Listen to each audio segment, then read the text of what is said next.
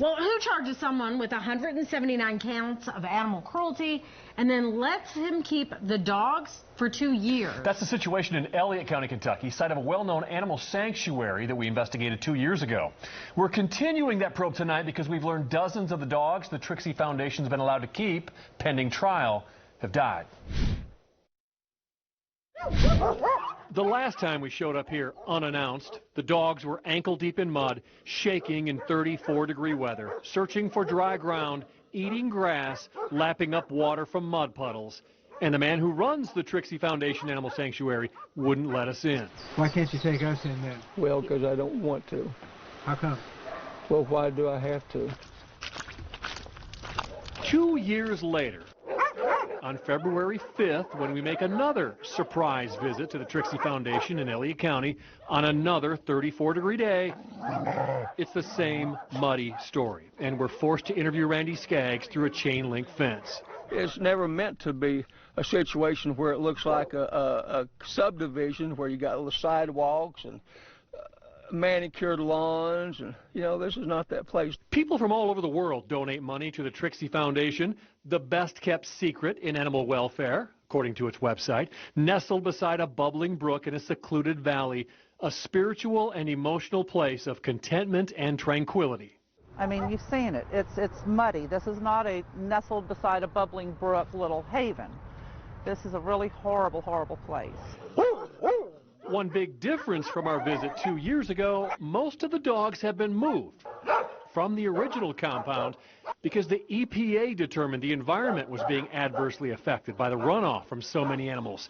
Now they're out in a field, in the wind and mud, amid a couple dozen plastic dog houses. What about heat for the animals in the winter? That was a concern of the county judge executive. What we do, we've bought, I think, 30 of these igloo dog houses, but the reality is, at night time, when the animals go to sleep, there may be 65 dogs in that building right there where you see the smoke coming out. Do you have running water and stuff like that? Not yet. Not here yet. See that container right there? Yeah. We transport water from the other facility up here. On March 7th of 2018, Randy Skaggs was charged with 179 counts of animal cruelty.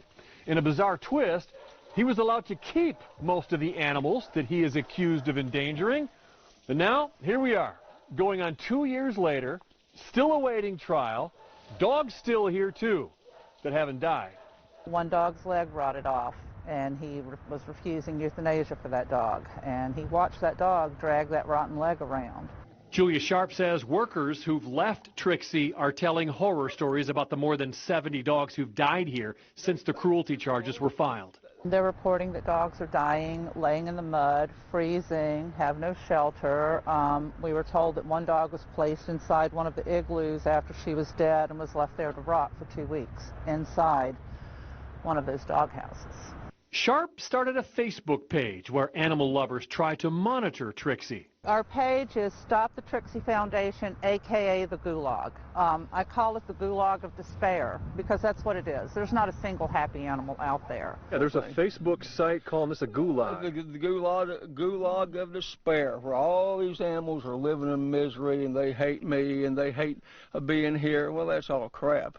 Do you see any animals that look like they're not happy? Do you see any animals that look like they're starving to death? The only ones who can really answer that are the dogs. We're not allowed in to interview them, and we don't speak their language. All we can do is videotape them through a fence, limping and wet. Demodectic mange. Older dogs have different. Older dogs are more prone to get demodectic mange. That dog may not make it, but Randy Skaggs says he'll survive all this. I'm pretty tough.